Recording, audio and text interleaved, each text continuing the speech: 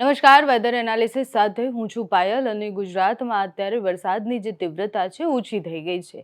એટલે એવું નથી કે ચોમાસું હવે જે છે એ ધીમું પડી ગયું છે કે પછી આગામી દિવસોમાં સારો વરસાદ નહીં પડે. વરસાદનો એક રાઉન્ડ પૂર્ણ થઈ ગયો છે. જે સિસ્ટમ બની હતી એ સિસ્ટમની અસરને કારણે પડતો વરસાદ જે છે એની તીવ્રતા ઓછી થઈ ગઈ છે. હજુ એક રાઉન્ડ છે વરસાદનો એ આવવાનો છે, પણ 12 તારીખથી લઈને 19 તારીખ સુધી ગુજરાતમાં સામાન્યથી મધ્યમ વરસાદ રહે તેવી સંભાવના છે. અમુક જિલ્લાઓમાં ભારે વરસાદ અમુક વિસ્તારમાં પડી શકે. આઇસોલેટેડ પ્લેસીસ જે હવામાન વિભાગની ભાષામાં છે, અમુક વિસ્તારમાં ભારે વરસાદ પડી શકે, બાકી ભારે વરસાદની કોઈ આગાહી નથી. પહેલા વિંડીના માધ્યમથી સમજીએ કે કયા કયા વિસ્તારમાં વરસાદની સંભાવનાઓ છે. તો દક્ષિણ ગુજરાતમાં વરસાદની સંભાવના ખરી. છેલ્લા કેટલાય સમયથી સતત દક્ષિણ ગુજરાતમાં વરસાદ પડી રહ્યો છે. દરિયાકાંઠાના વિસ્તારમાં વરસાદ પડવાની સંભાવના છે. સાથે જ જે બંગાળની ખાડીની સિસ્ટમની આપણે વાત કરીએ, એ સિસ્ટમ અહીંયા ક્યાંક મધ્યપ્રદેશથી થઈ અને મહારાષ્ટ્રમાં પણ એની અસર થશે. ગુજરાતમાં અને રાજસ્થાન પર પણ એની અસર થવાની છે. જો એ સિસ્ટમ રાજસ્થાન તરફથી મહારાષ્ટ્ર તરફ જાય છે અને એ રૂટથી પછી અરબી સમુદ્ર તરફ આગળ વધે છે, તો પછી ગુજરાતના અમુક વિસ્તારમાં જ અમુક ઝોનમાં એની અસર થશે. એટલે કાં તો મધ્ય ગુજરાત, કાં તો દક્ષિણ ગુજરાત અને કાં તો ઉત્તર ગુજરાત, એવી રીતના એની અસર થઈ શકે. જો એ આખું ગુજરાત પરથી, એટલે હમણાં જે સિસ્ટમ પસાર થઈ એ આખી ગુજરાત પરથી પસાર થઈ હતી, જેના કારણે સાર્વત્રિક વરસાદ હતો. પણ આ સિસ્ટમ ગુજરાત ઉપરથી પસાર થાય એવું અત્યારે નથી દેખાઈ રહ્યું.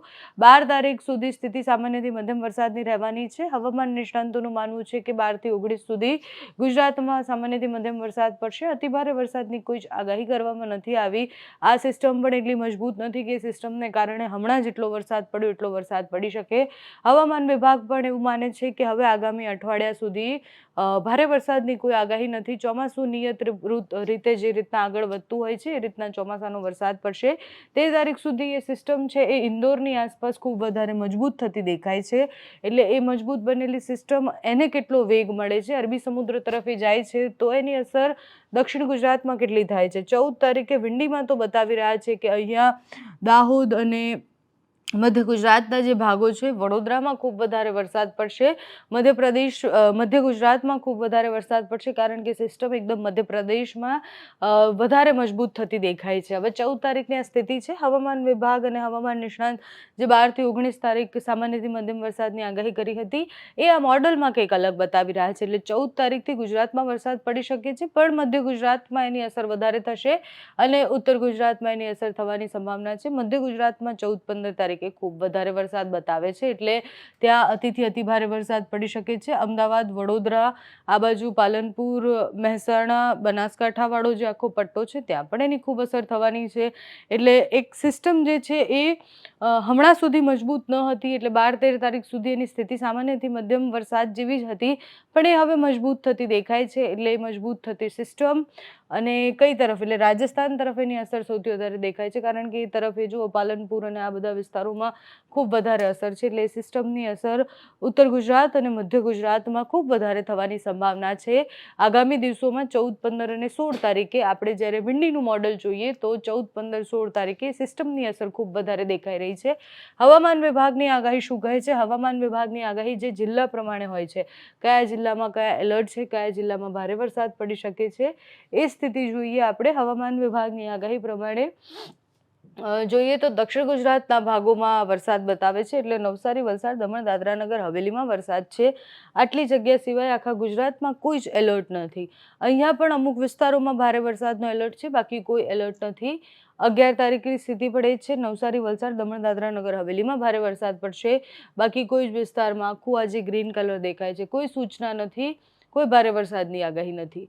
12 તારીખે સ્થિતિ બદલાય છે. જુઓ તમે, અમરેલી, ભાવનગરમાં વરસાદ પડવાની સંભાવના છે. મહીસાગર ને દાહોદમાં જે આપણે વાત કરી કે સિસ્ટમની અસરને કારણે સામાન્યથી મધ્યમ વરસાદ પડશે. નવસારી, વલસાડ, દમણ, દાદરા નગર હવેલીમાં તો વરસાદ પડવાનો જ છે.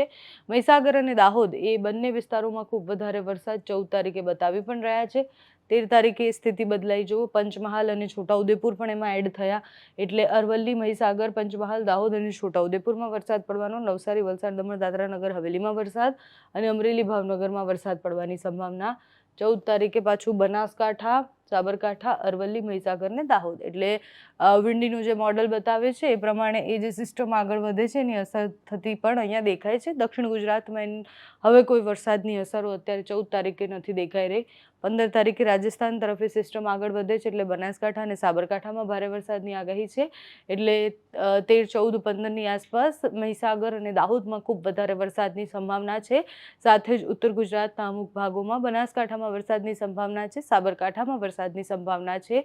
એટલે એ સિસ્ટમ કેટલી મજબૂત આગળ જતા થાય છે, રાજસ્થાન તરફ જતી એ સિસ્ટમ પર નજર રહેવાની છે. તમારે ત્યાં અત્યારે કેવું વાતાવરણ છે? મોટાભાગના વિસ્તારમાં તો અત્યારે એવું કહેવાય કે સુરત દાદાએ દર્શન દીધા છે. બહુ જ બધા વિસ્તારોમાં હવે વાદળછાયું વાતાવરણ પણ નથી. તો તમારે ત્યાં તમારા જિલ્લામાં કેવું વાતાવરણ છે અમને કમેન્ટ્સમાં જણાવજો. અત્યારે આ વિડીયોમાં બસ આટલું જ. જો તમે અમને યુટ્યુબ પર જોઈ રહ્યા હોય તો સબસ્ક્રાઇબ કરજો, ફેસબુક પર જોઈ રહ્યા હોય તો ફોલો કરજો, અમારા વિડીયોને લાઇક અને શેર કરજો.